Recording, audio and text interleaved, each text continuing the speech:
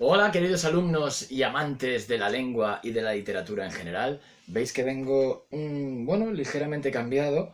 Vengo todavía más barroco que antes, porque vamos a empezar ya a hablar del barroco y de las características generales de este movimiento. Nos habíamos quedado justo en el paso del Renacimiento al barroco y habíamos visto cómo, en parte, todos estos cambios se producían, según la teoría esa de Wölfflin de la alternancia cíclica de movimientos artísticos, porque la gente se cansaba de ver siempre lo mismo y buscaba algo distinto.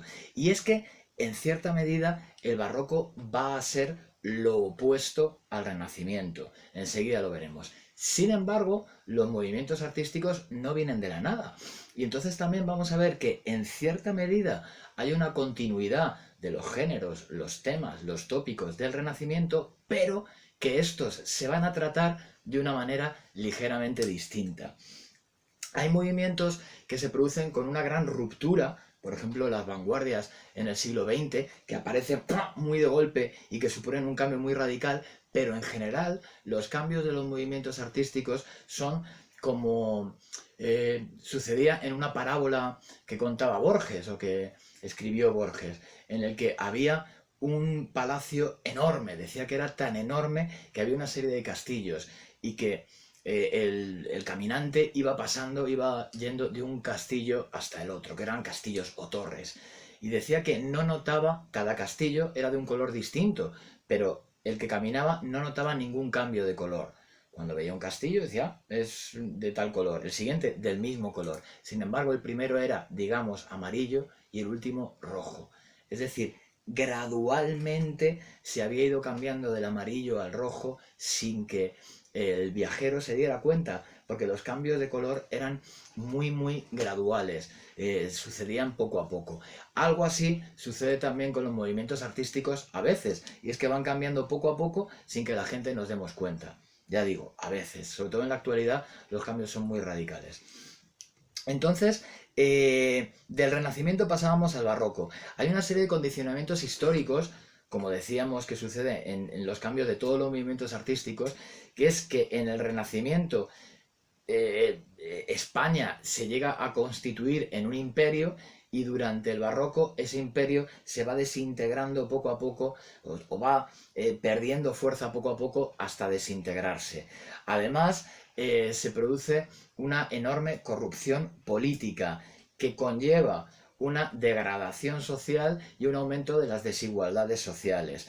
A esto tenemos que unir otro condicionamiento que sería religioso, que es la contrarreforma católica del Concilio de Trento. Estos son sucesos históricos que sin duda condicionaron los cambios en el arte. Pero, como esto no es una clase de historia, os invito a que miréis a qué se refieren todos estos conceptos y nosotros no nos vamos a centrar en ellos sino en sus consecuencias.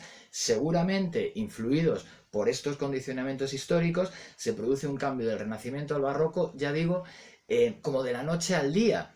Un cambio en el que, primero, el Barroco va a continuar con muchos de los temas, los tópicos y los géneros del Renacimiento, pero en ellos va a operar un gran cambio, hasta el punto de que se van a ver casi como movimientos opuestos.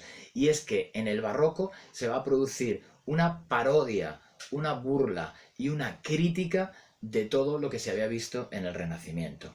Fijaos, vamos casi característica a característica. Si el Renacimiento se caracterizaba por la armonía y la mesura, en el Barroco vamos a tener desproporción y desmesura. Estamos hablando ya de las características del Barroco. Si en el Renacimiento reinaba un gran idealismo, esto se traduce en el Barroco por un realismo heredado, por ejemplo, del Lazarillo de Tormes, y un gran pesimismo existencial. Todas las cosas van a acabar mal. Si en el Renacimiento existía el final feliz, en el Barroco ya no se cree que las cosas puedan acabar bien. El optimismo y el idealismo entonces del Renacimiento se convertirían en un realismo y un pesimismo en el Barroco. Las alusiones mitológicas típicas del Renacimiento van a continuar en el Barroco, pero se dice que ya no tienen tanta importancia, que se toman como meros elementos decorativos y además a veces se eligen distintos mitos. Los mitos que más se elegían en el Renacimiento eran los que se referían a un amor, a una expresión de un amor, eso sí, platónico, muchas veces imposible.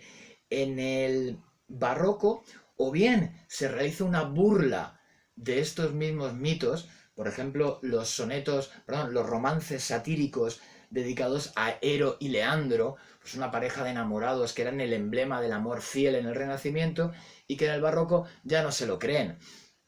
Y Quevedo, por ejemplo, escribe, y también Góngora, escriben romances dedicados a estos amantes tratándolos poco menos que de idiotas, ¿no? Porque Leandro pasa todas las noches un enorme estanque para reunirse con Ero y esto les parece absurdo. O el soneto satírico, por ejemplo, de Quevedo a Orfeo y Eurídice, otra pareja de amantes entendidos como ejemplos de un amor platónico total, como un ejemplo de amantes en el Renacimiento, pero que en el Barroco ya se toma con un tono de burla. Entonces, hay una continuidad de esos temas tópicos y géneros, pero aplicándoles el giro del Barroco, es decir, la parodia, la burla, la crítica.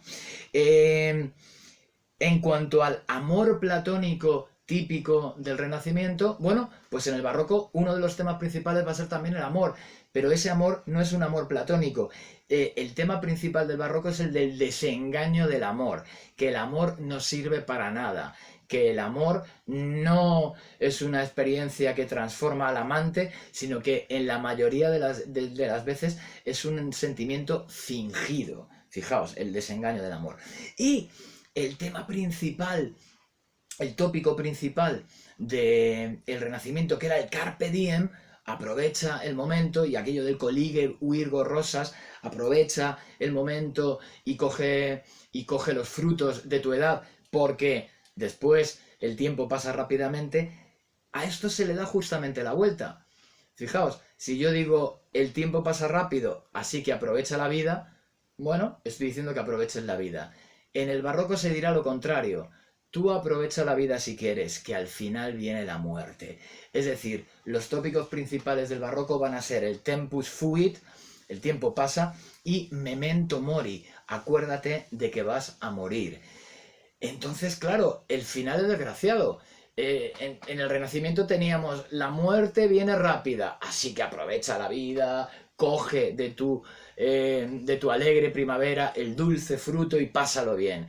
En el Barroco estamos al revés, empezamos diciendo, sí, tú pásalo bien, que al final va a venir el gusano y te va a comer igual. Es justamente lo contrario. Los temas principales, por tanto, del Barroco van a ser el desengaño, un desengaño que se aplica en todas las cosas de la vida, y la muerte. Fijaos, estamos ya en una literatura completamente distinta, pero que se crea con los cimientos del Renacimiento. En cuanto a los géneros, pues primero, en la narrativa hay, en cierta medida también, una continuidad de los géneros. Por ejemplo, se sigue cultivando sobre todo la picaresca, la que venía del Lazarillo de Tormes, quizá porque la picaresca ya era una transposición del Renacimiento, ya representaba una realidad real y no idealizada. Entonces va a ser uno de los géneros que se va a cultivar con más fuerza. Tenemos, por ejemplo, el Buscón de Quevedo, o tenemos el Guzmán de Alfarache de Mateo Alemán, como una de las cimas de la picaresca. También se dice que la picaresca es un poco distinta, en la que hay más crítica social, más sátira y una mayor cantidad de burla. Continúan también las novelas cortas, y algunos géneros, ya lo vimos, desaparecen por completo, porque se deja de creer en ellos. Por ejemplo, ya vimos que Don Quijote de la Mancha era una parodia de los libros de caballería, y en cierta medida era el final de los libros de caballería. La gente ya estaba harta de ellos y entonces se parodiaban. Ya vemos que la parodia y la burla va a ser la tónica general del Barroco.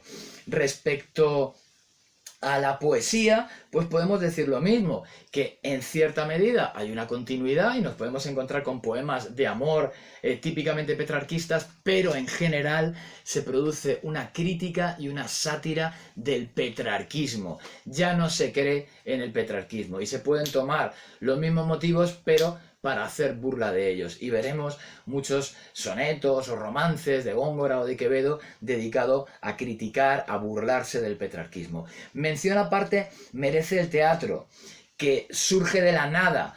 Pasa de ser un espectáculo que se producía en los pueblos en el Renacimiento, en la corte y también en los pueblos con un reducido número con un reducido público y con una enorme economía de medios, a ser el espectáculo de masas por excelencia. Y entonces en el teatro vamos a tener unas claves distintas. Aquí la máxima va a ser el entretenimiento, y entonces sí que se va a creer en un final feliz, sí que va a haber una cierta idealización también, y también se va a utilizar como fuente de propaganda política, porque es el instrumento que van a utilizar las clases poderosas para controlar a las masas. Es el equivalente exactamente a la televisión, al cine y a las redes sociales y a los medios de comunicación de la actualidad. Eso era el teatro en el barroco. Entonces, ya digo, esto merece una mención aparte, ¿vale? Pero en general, en todos los demás géneros, ya hemos visto, hay en parte una continuidad, pero en parte una transposición, un giro radical que se va a dar durante el barroco. De momento no quiero decir nada más, voy a cerrar este vídeo aquí y vamos a... Han sido simplemente las características generales, y vamos a pasar en el siguiente vídeo a hablar de la poesía del barroco, concretamente de los dos movimientos de poesía principales del barroco, del conceptismo y del culteranismo. Os invito a que lo veáis en breve, y ahora sí, un abrazo virtual y un beso para